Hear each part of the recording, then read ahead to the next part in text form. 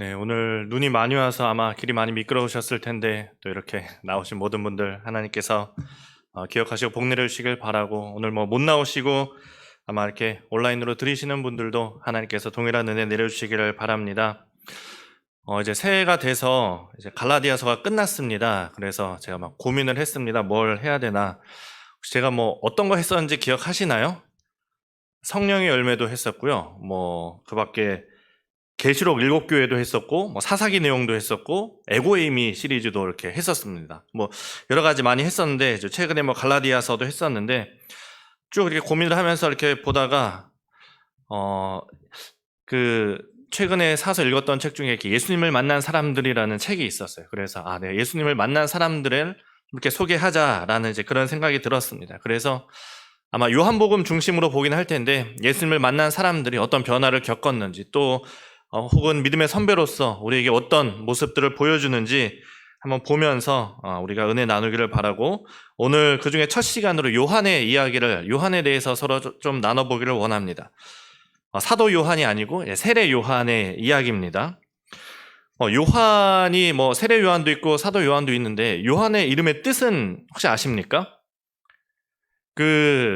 사도 요한을 설명할 때 여호와의 사랑을 입은 자, 하나님의 사랑을 입은 자라고도 이야기를 하는데, 요한 그대로의 뜻은 하나님은 은혜로우시다라는 뜻입니다.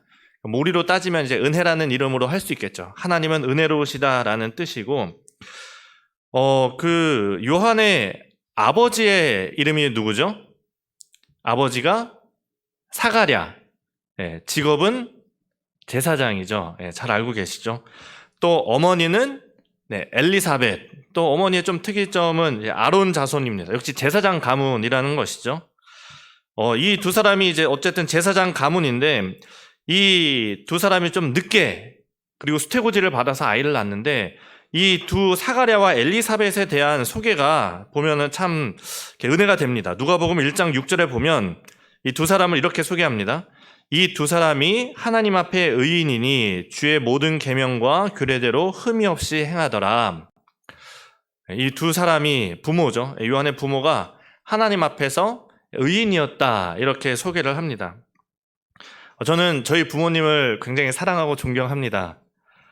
저희 부모님이 이 설교를 보실 것이기 때문이 아니라 원래 사랑합니다. 사랑하고 존경하는데, 제가 결혼할 때 상견례를 하잖아요. 상견례를 하고 나서 저희 장인어른하고 장모님이 저희 부모님을 너무 마음에 드셔서, 그래서 이렇게 흔쾌히 결혼을 허락했다는 그런 전설이 저희 집안에 내려옵니다.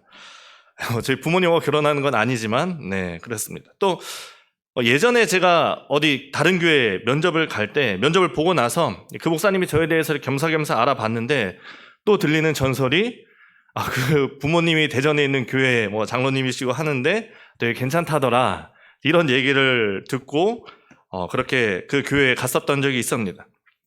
제가 금수저는 아니지만 은혜수저 정도 이렇게 되는 것 같습니다. 근데 요한도 마찬가지죠. 요한의 이름이 뭐라고요? 하나님은 은혜로우시다. 정말 그 이름대로 은혜대로 살았습니다. 하나님께서 요한을 사랑하셨을까? 요한의 부모님을 사랑하셨을까? 누구를 사랑하셨을까요? 모두 다 사랑하셨을 겁니다. 요한의 삶은 뒤에서도 계속 보겠지만 은혜입니다. 그리고 그 은혜는 분명히 그 의로운 부모님으로부터 이어져 왔을 겁니다. 내가 받은 은혜도, 우리가 받은 은혜도 우리 부모님 세대로부터 이어져 온 것이 분명히 있을 것이고, 또 내게 주시는 은혜는 분명히 우리 다음 세대로 이어져 갈 것입니다. 그 십계명에 보면 그렇게 말씀하시죠. 나를 사랑하고 내 계명을 지키는 자에게는 천대까지 은혜를 베푸느니라. 이 은혜가, 이 요한의 말씀을 보면서 이 은혜가 우리 여러분의 모든 가정에도 함께 있기를 바랍니다. 이 아버지 사가랴가 이 아이를 향한 예언을 합니다. 예언을 하는데 누가복음 1장 76, 76절부터 보면 이렇게 나옵니다. 이 아이여, 내가 지극히 높으신 이의 선지자라 일컬음을 받고 주 앞에 앞서가서 그 길을 준비하여 주의 백성에게 그 죄사함으로 말미암아 구원을 얻게 하리니 이는 우리 하나님의 긍휼로 인함이라. 이미 예언에서 어떤 요한의 정체성을 좀 알려주고 있죠. 네가 주 앞에서 앞서가서 그 얘기를 예비할 거다, 이렇게 얘기를 하고, 또 오늘 읽은 요한복음 1장 23절에서도 요한이 스스로 자기의 정체성을 이렇게 얘기합니다. 이르되 나는 선지자 이사야의 말과 같이 주의 길을 곧게 하라고 광야에서 외치는 자의 소리로라. 내가 주의 길에 앞서가는 소리다, 이렇게 자기의 정체성을 얘기합니다. 그러니까 요한의 정체성은 한마디로 주의 길을 예비하는 자라고 할 수 있습니다. 자기의 정체성이 확실했던 것이죠. 이 정체성을 더 알고 싶은 사람들이, 나중에 보면 바리새인이라 얘기하지만, 이 유대인들 또 바리새인들이 요한에게 사람을 보냅니다. 이 세례 요한의 등장이 유대사회에 정말 충격이었습니다. 말라기 이후에 끊어진 이 하나님의 말씀이 다시 들리기 시작했고, 그 하나님의 말씀을 이 세례 요한이 등장하더니 그 하나님의 말씀을 선포하고 세례를 베풀기 시작하는 것이죠. 유대인들은 죄를 지으면 어떻게 죄사함을 받아야 합니까?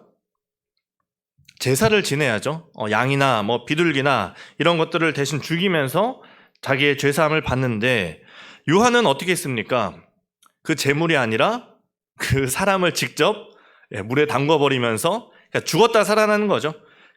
네 자신을 직접 죽이는 그 침례, 세례를 베풀었습니다. 그리고 또 강력한 그런 말씀을 선포했습니다. 그러다 보니 많은 사람들이 이 세례 요한에 대해서 궁금해하고, 어떤 이들은 이 사람을 보내서 세례 요한에게 직접적으로 묻습니다. 네가 누구냐라고 묻습니다. 내가 누구냐라고 물었지만, 돌려 물었지만, 정확히 얘기하자면 네가 그리스도냐라고 이렇게 얘기한 겁니다. 이 수많은 유대인들이, 그 주변에 있던 사람들의 그 귀가 쏠렸습니다. 이 수많은 유대인들의 지지를 받고 있던 사람들이 이 세례 요한이 지지를 받으면서 여기서 내가 그리스도다라고 얘기해도 누구도 뭐라고 토를 달지 않을 만한 그런 능력과 어떤 그런 지지를 받고 있었던 것이죠. 그게 좀 양심에 걸리면 하다못해 침묵으로 답할 수도 있었을 겁니다. 오히려 침묵이 더 많은 상상을 할 수 있게 해주죠. 이 질문이 요즘으로 따지면 이런 게 아닐까 생각을 합니다. 요한님, 이번 대선에 출마하나요? 아마 이렇게 물어볼 수 있을 것 같습니다. 지금 많은 정치인들이 이번에 대선 출마합니까? 라고 하면 뭐라고 대답합니까? 아무도 대답을 안 하죠. 대부분 이제 침묵으로 대답을 합니다. 하지만 요한의 대답이 무엇이었습니까? 아니요, 저는 불출마합니다. 정확하게 얘기하죠. 저는 그리스도가 아닙니다. 단단히 못을 박습니다. 아마 그 이야기를 들은 주변의 많은 유대인들도 실망을 했을 겁니다. 그러자 그 사람들이 다시 물어봅니다. 그렇다면 네가 엘리야냐? 이 엘리야를 물어보는 것도 그 말라기의 말씀에 근거해서 물어보는 거죠. 말라기 4장 5절입니다. 보라, 여호와의 크고 두려운 날이 이르기 전에 내가 선지자 엘리야를 너희에게 보내리니, 이 말씀을 유대인들이 기억하고 있었습니다. 그런데 이 요한의 행색을 보니, 요한이 하고 다니는 걸 보니 어떻습니까? 마가복음 1장 6절에 보면 요한은 낙타토롯을 입고 허리에 가죽띠를 띠고 메뚜기와 석청을 먹었습니다. 광야에 살고 있고 허리에 가죽띠를 띠고 금욕적인 식사를 하고 회개를 선포하고 왕의 잘못을 지적질하면서 꾸짖는 그런 활동이 구약의 누구와 많이 닮아있죠. 엘리야와 똑같습니다. 열왕기하 1장 8절에 보면 엘리야를 이렇게 소개합니다. 그들이 그에게 대답하되, 엘리야죠, 그는 털이 많은 사람인데 허리에 가죽띠를 띄었더이다 하니 왕이 이르되 그는 디셋 사람 엘리야로다. 이 엘리야를 굉장히 닮아 있는 겁니다. 게다가 엘리야는 어떻게 죽습니까? 죽지 않고 그냥 승천하죠. 죽음이 기록되어 있지 않습니다.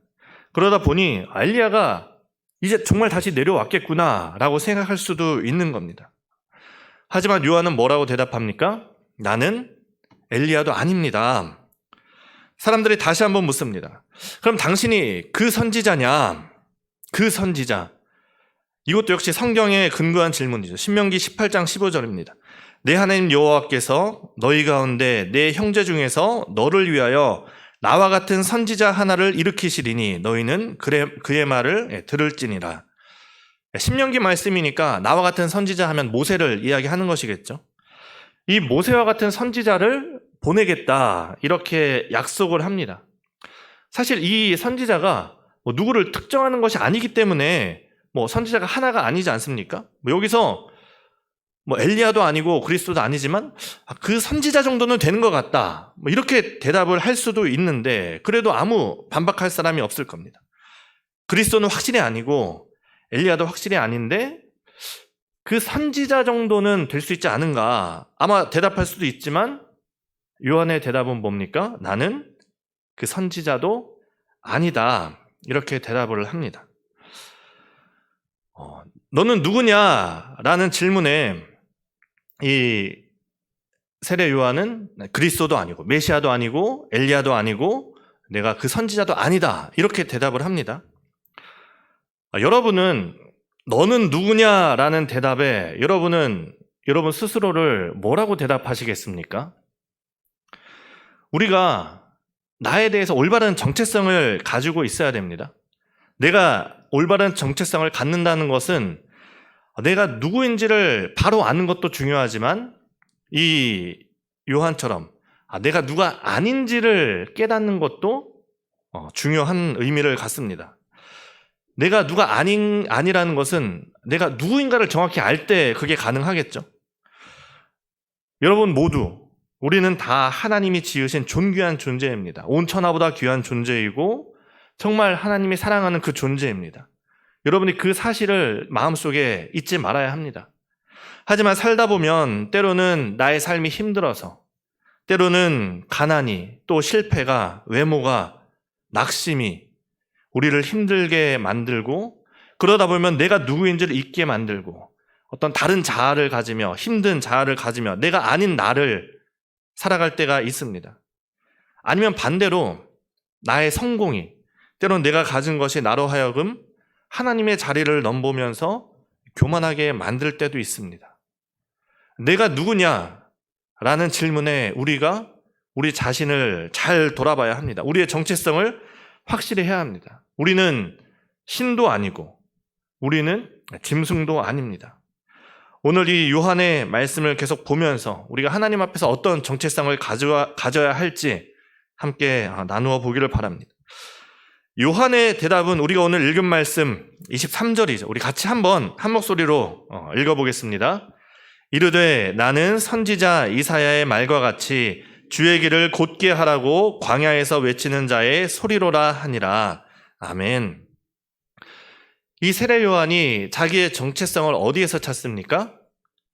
하나님의 말씀, 이사야서의 말씀을 가지고 와서 그것이 나의 정체성이다, 이렇게 말씀해서 찾습니다. 어떤 그의 지위나 어떤 제사장 직분에서 온 그 가문이나 국적이나 성별에서 찾은 것이 아니라 하나님의 말씀에서 요한은 스스로의 정체성을 찾았습니다. 저는 이것이 우리가 본받아야 할 자세라고 생각을 합니다. 우리가 많은 정체성이 있습니다. 우리의 삶에 많은 정체성, 나에게 많은 내가 있지만 우리가 하나님 앞에서 또 그리스도인으로서 가져야 할 정체성은 무엇입니까? 말씀에서, 말씀을 의지하는 그런 정체성입니다. 우리가 연초에 말씀 카드도 하나씩 가져가긴 했지만 그것보다 저는 여러분들이 스스로 말씀을 읽으면서 또 그 말씀을 묵상하고 공부하면서 그 깨달은 말씀 속에 여러분의 정체성을 갖기를 원합니다. 하나님 앞에서 참 많은 정체성이 있지만 요한은 자기의 정체성을 말씀에서 찾았는데 그 찾을 수 있었던 이유는 그 말씀을 자기에 비추어 보았을 때 가능했던 것이죠. 이 세례 요한이 어떻게 자기의 정체성을 이사야 말씀에서 찾을 수 있었을까? 천사가 와서 얘기를 해줬으니까, 천사가 와서 야, 너 이렇게 살아야 돼 라고 얘기했으니까 이 요한이 그렇게 살았을까요? 아니면 아까 이 아버지 사가랴가 예언한 것처럼 주 앞에 앞서가서 그 얘기를 예비하며 아버지가 그렇게 예언했으니까 이 요한이 그렇게 살았을까요? 그게 아버지의 말씀대로 이루어졌을까요? 저는 아니라고 생각을 합니다. 물론 그 예언과 또 그 아버지의 말씀이 토대가 되었을 겁니다. 그런데 이 부모의 예언뿐 아니라 아마 부모가 교육도 시켰을 겁니다. 제사장 가문으로서. 하지만 그것만으로도 부족합니다. 요한이 순종적이어서 아버지 말씀대로 그렇게 광야에 나가서 살았을까요? 저는 그것도 아니라고 생각합니다. 저는 요한은 적어도 순종적이지는 않았을 것 같습니다. 그 요한의 메시지를 보면 강력하죠. 남의 말을 들을 스타일이 아닙니다. 그 막 입에서 막 욕이 난무하지 않습니까? 뭐 성경에서는 뭐 독사의 자식들아, 이게 뭐 성경에 나오고 말이 좋아 독사의 자식들이지. 우리나라 말로 번역하면 뭡니까? 뭐 강아지 같은 뭐 그런 거 아니겠습니까? 그런데 이 아버지가 또 제사장인데, 제사장은 세습이죠. 그럼 요한이 뭐가 돼야 됩니까? 제사장이 돼야 되는데 요한이 순종적이었다면 아마 제사장이 되었을 겁니다. 그럼에도 요한은 광야로 나가서 메뚜기와 석청을 먹으면서 기인 같은 그런 행동을 하며 살고 강력한 메시지를 선포했습니다. 요한이 어떻게 그렇게 할 수 있었고 또 자기의 정체성을 말씀에서 찾았을까? 저는 그것이 요한이 하나님의 말씀을, 그 당시는 구약이었겠죠. 하나님의 말씀을 읽고 묵상하고 공부했다라는 증거라고 봅니다. 그리고 그 읽고 묵상하고 공부한 말씀을 자기의 삶에 적용을 시킨 거죠. 흔히 우리가 그런 비유를 하지 않습니까? 로고스의 말씀과 레마의 말씀처럼 비유하는 것처럼 그 말씀이 내 말씀이 되었을 때, 이 세례 요한이 그 말씀을 읽고 자기의 말씀으로 받아들였을 때, 이것이 바로 나의 정체성이구나. 그리고 그 말씀이 요한의 정체성이 된 것이죠. 그리고 거기서 더 나아가서 한 가지를 더 말씀드리면 성령의 능력이다, 이렇게 말씀을 드리고 싶습니다. 하나님의 영이 요한을 움직인 것이죠. 우리가 말씀을 그냥 깨닫게 되는 것이 아닙니다. 이 하나님의 말씀은 비밀로 되어 있어서 정말 성령이 우리에게 말씀해 주셔야, 깨닫게 해주셔야 비로소 우리가 그 말씀을 깨닫게 되고 비로소 그게 자기의 말씀이 됩니다. 그러니 우리가 성경을 읽을 때, 제가 여러 번 말씀드리지만 기도하고 성경을 읽어야 됩니다. 성령 하나님, 이 말씀을 깨닫게 하여 주옵소서. 그렇게 성경을 읽을 때 하나님께서 그 말씀을 깨닫게 해주실 것이고, 그 말씀이 여러분의 말씀, 나의 말씀이 되고 그 말씀이 우리들의 정체성을 바로 세워줄 것입니다. 제가 요한의 삶을 묵상하면서 제 과거가 생각이 났습니다.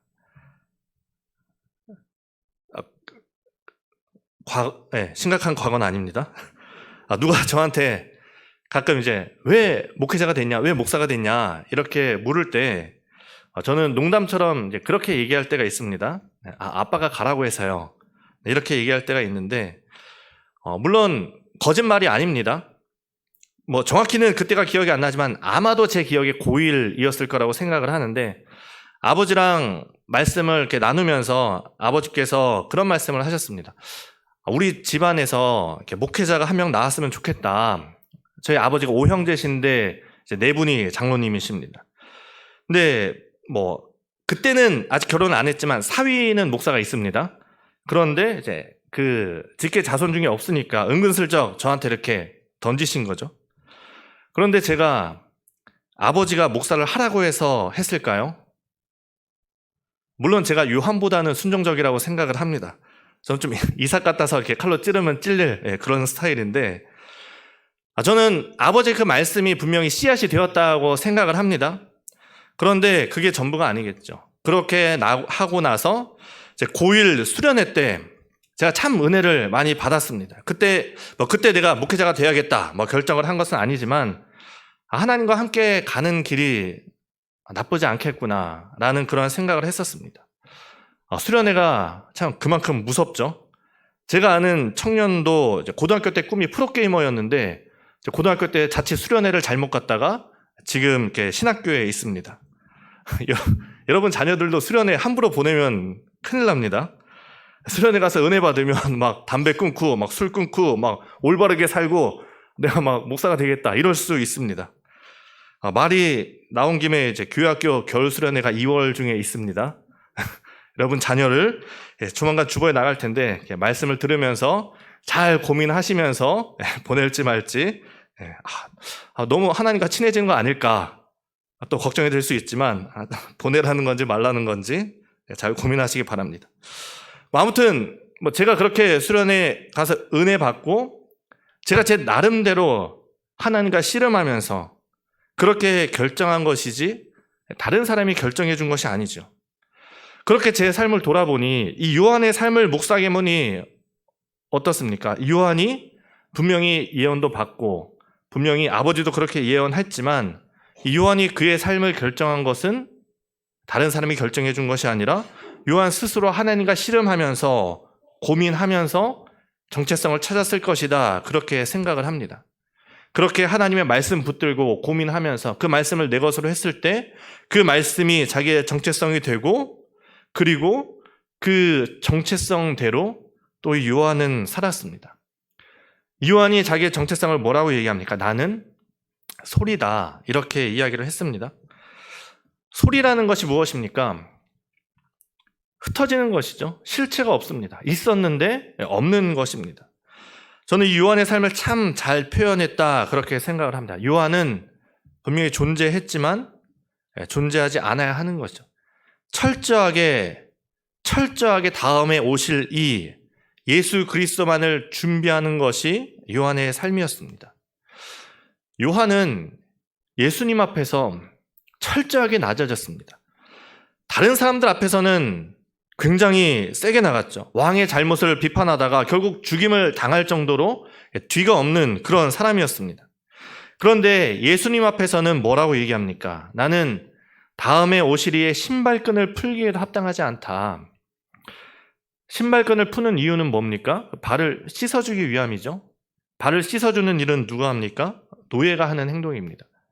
노예로서 발을 씻어주기 위해서 신발끈을 풀어줘야 하는데 그마저도 자기에게는 너무나 부담스러운 큰 일이라는 거죠. 자기를 어떻게 낮춰도 이렇게 낮출 수 있을까 하는 정도의 그 겸손을 예수님 앞에서 보여줍니다. 또 예수님께 세례를 베푸는 그 장면에서도 그의 정체성이 잘 나타납니다. 사실 이 세례 요한도 예수님이 그리스도인지 바로 알지 못했습니다. 예수님이 세례를 받으러 오실 때 세례 요한이 뭐라고 얘기했느냐?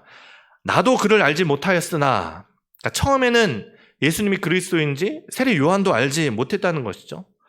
처음부터 아는 것이 아니었습니다. 요한복음 1장에 예수님의 오심을 이렇게 얘기합니다. 참 빛 곧 세상에 와서 각 사람에게 비추는 빛이 있었나니 그가 세상에 계셨으며 그로 말미암아 지은 바 되었으되 세상이 그를 알지 못하였고 자기 땅의 홍해 자기 백성이 영접하지 아니하였으네. 예수님이 그리스도로 세상에 오셨는데 세상은 예수님이 그리스도인지를 알지 못했습니다. 심지어 자기 백성이 영접하지도 않았습니다. 여자가 낳은 자 중 가장 큰 자라는 요한조차도 처음에는 예수님을 알지 못했다 이렇게 얘기합니다. 그런데 어떻게 알게 되었을까요? 어떻게 예수님이 그리스도인 걸 알게 되었을까요? 자, 요한의 이름의 뜻이 뭐라고 했죠? 하나님은 은혜로우시다. 요한이 어떻게 예수님이 그리스도인 걸 알게 되었느냐? 은혜입니다. 그것이 바로 은혜입니다. 하나님께서 성령님을 통해서 알려주신 것이죠. 그리고 그 은혜는 저는 참 그 간절함에서 온다고 생각을 합니다. 요한은 자기 정체성을 뭐라고 생각했습니까? 그리스도의 길을 예비하는 사람이라고 생각하고 거기에 모든 자기의 인생을 걸었습니다. 인생의 목숨을 걸었습니다. 그리고 하나님께서는 자기를 간절히 찾는 자를 결코 외면하지 않으십니다. 오직 주의 길을 예비하는 그것만을 위해서 살아가는 요한에게 하나님께서 이 예수님이 그리스도인 것을 가장 먼저 보여주시고 이 세례 요한으로 하여금 그 세례를 베푸는 그 영광을 주시고 그때부터 예수님께서 공생의 사역을 시작을 합니다. 이 세례 요한이 예수님에게 세례를 베풀 때도 그냥 하는 것이 아니죠. 내가 어떻게 당신에게 세례를 받아야 할 터인데 어떻게 저에게 오십니까? 라고 얘기를 합니다. 하지만 예수님이 허락하시고 세례를 합니다. 만약에 여러분이 목사인데 대통령이 여러분에게 와서 세례를 받는다면 여러분이 이렇게 대통령에게 안수를 하면 어떻게 했습니까? 예전에 그런 일 있지 않았습니까? 그 조찬기도회인가에서 이제 대통령이 이렇게 무릎 꿇고 안수했다가 약간 논란이 된 적이 있었는데 목사로서 보면은 굉장히 영광된 일이 아니겠습니까? 대통령한테 안수를 해도 영광일 텐데 정말 평생의 자랑거리 아니겠습니까? 그런데 세례 요한은 이 일을 조금도 자기의 자랑거리로 여기지 않고 두 번 다시 다시 한번 언급하는 적이 없었죠. 정말 철저하게 예수님 앞에서 낮은 모습을 보여주는 것이 세례 요한이었습니다.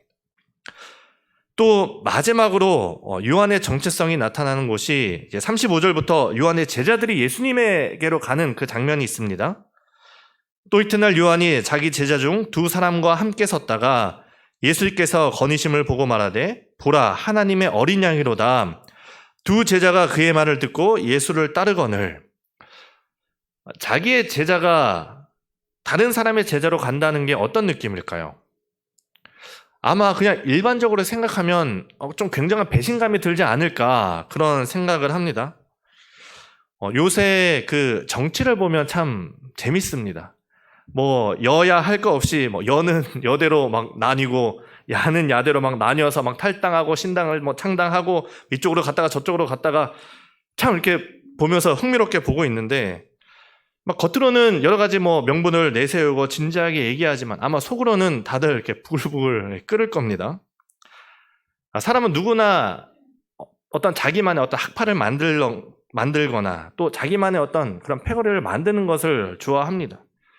혈연, 지연, 학연 괜히 나오는 말이 아니고 또 자기의 제자가 이름이 높아진다면 또 스승으로서 자기의 이름도 높아질 겁니다. 교회에서조차 누구는 바울파, 누구는 아볼로파, 누구는 예수파 이렇게 나뉘지 않았습니까? 그런데 제가 이 요한을 보면서 요한이 정말 위대하구나라는 생각이 들었던 게 요한에게는 욕심이 없습니다. 욕망이 전혀 없습니다. 사람이 어떻게 저렇게 살 수 있을까 할 정도로 금욕적인 생활을 하기도 했지만 아무런 욕심이 없습니다. 좋은 집에서 살았던 건 또 아니고 좋은 것을 먹고 싶어 했던 것도 아닙니다. 물질적인 욕심이 전혀 없었죠. 그렇다고 명예를 탐한 것도 아니었습니다. 그리스도가 되길 바란 것도 아니고 엘리야나 선지자가 되어서 남들이 자기를 우러러 봐주기를 바라는 것도 아니었습니다. 요한의 인생은 다른 모든 욕심 없이 요한에게 욕심이 딱 한 가지 있다면 오직 예수였습니다. 오직 예수 그리스도 그 길을 미리 가는 것, 그 길을 안내하는 것, 예수님 한 분만 바라보고 사는 삶이 바로 이 요한의 욕심이자 삶이었습니다.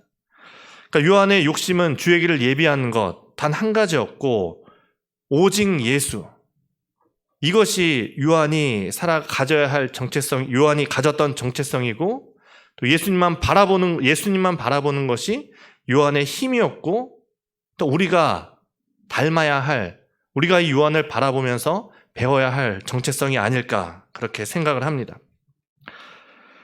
제가 설교를 준비하면서 여기까지 썼는데 그 설교 제목을 보니까 설교 제목이 해와 달이더라고요. 아직까지 해와 달의 얘기가 나오지 않아서 급하게 해와 달의 이야기, 제가 생각했던 이야기를 이렇게 써야 됐었는데 아마 이렇게 해와 달 제가 뭘 얘기하려는지 아마 다 아실 겁니다. 누가 해고 누가 달인지 아마 다 아실 겁니다. 예수님이 태양이고 이 요한이 달이었던 것이죠. 해가 떠오르면 달은 자연스럽게 그 빛을 잃습니다. 요한복음은 예수 그리스도가 빛으로 오셨다 이렇게 증언합니다. 예수님의 오심을 빛이 어둠에 비추었다 이렇게 표현을 합니다. 어둠 속에서 사람들이 빛을 기다렸는데 그 빛을 미리 비추었던 한 사람이 있습니다. 바로 세례 요한인 것이죠. 참 세례 요한의 삶을 돌아보면 예수님처럼 수태고지를 받고 태어났습니다. 고귀한 제사장 가문에서 태어났지만 하나님 이끄시는 대로 광야로 갔습니다. 세례를 베풀었지만 요한이 특별한 기적을 행하지는 않았었습니다. 그냥 회개와 하나님 나라만 선포했었습니다. 마지막에는 감옥에 갇혀서 아무런 저항도 하지 못하고 그렇게 죽었습니다. 그럼에도 이 요한은 희망을 가져다 주는 사람이었습니다. 그리스도도 아니었고 엘리야도 아니었고 선지자도 아니었지만 이 유대인들은 이 세례 요한을 보면서 희망을 가졌습니다. 메시아를 기다리던 이 유대인들은 세례 요한을 바라보면서 메시아에 대한 희망을 더욱더 크게 갈망하게 되었고, 이 세례 요한은 그 기대를 가지고 예수님께로 넘기는 역할을 한 것입니다.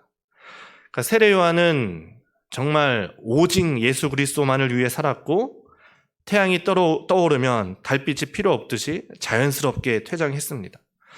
정말 이 요한의 이 한마디가 그의 삶을 잘 나타내죠. 그는 흥하여야 하겠고 나는 쇠하여야 하리라.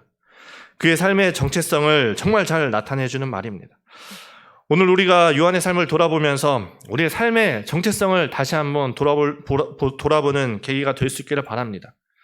너는 누구냐라는 질문에 여러분은 그리스도인으로서 그리고 하나님 앞에서 뭐라고 대답하시겠습니까? 가장 먼저 우리의 정체성은 말씀에서 나와야 합니다.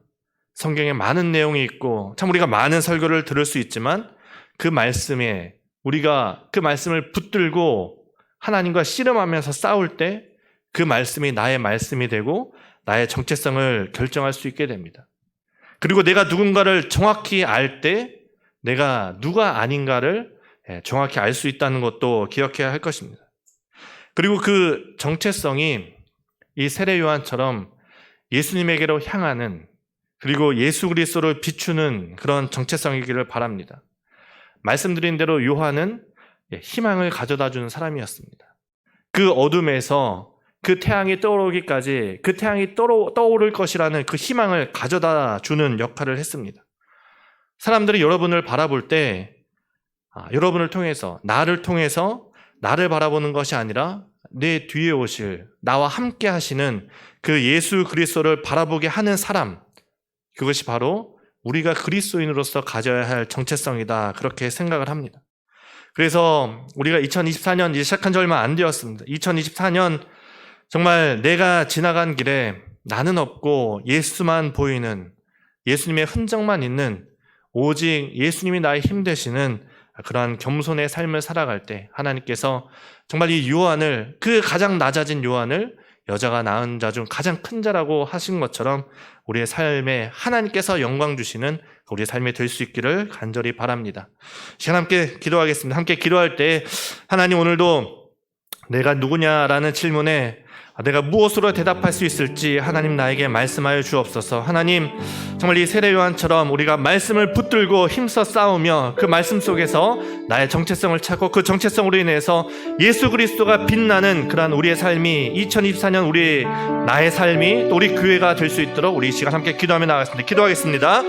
거룩하신 하나님, 오늘 우리가 이 예수님을 만난 사람들 중 이 세례 요한의 모습을 바라봅니다. 정말 다른 건 아무것 바라보지 않고 오직 예수 그리스도만 바라보고 정말 주의 길만을 예배했던 그 세례 요한의 모습을 봅니다. 하나님, 정말 그 이사야의 말씀을 들어서 나는 주의 길을 예배하는 광야에 외치는 그 소리라라고 말씀한 이 세례 요한의 그 외침이 하나님 나의 외침이 될 수 있도록 인도하시고, 하나님 나의 삶이 정말 예수 그리스도가 빛나는 그런 삶이 될 수 있도록 주님 인도하시옵소서. 하나님, 정말 다른 그 태양을 통해서 빛이 비추는 것을 우리가 알고 있습니다. 하나님께서 나에게 힘을 주시고 나에게 빛을 비추어 주어서 하나님, 정말 내가 예수 그리스도인으로서 빛나는 사람이 될 수 있도록 인도하시고, 그러나 하나님, 내가 빛나는 것이 아니라 내 뒤에 오실 그 예수 그리스도, 나와 함께하는 그리스도, 나에게 빛을 주시는 예수 그리스도, 오직 예수 그리스도만 기억나는 우리의 삶이 될 수 있도록 인도하여 주옵소서. 하나님, 참 2024년 우리의 삶을 정말 바라볼 때 하나님, 이 한 해 주님과 동행하며 살아가고 하나님, 정말 나는 사라지고 오직 예수만 빛나는 그런 이 2024년 우리의 삶이 또 우리 교회가 될 수 있도록 하나님 인도하여 주옵소서.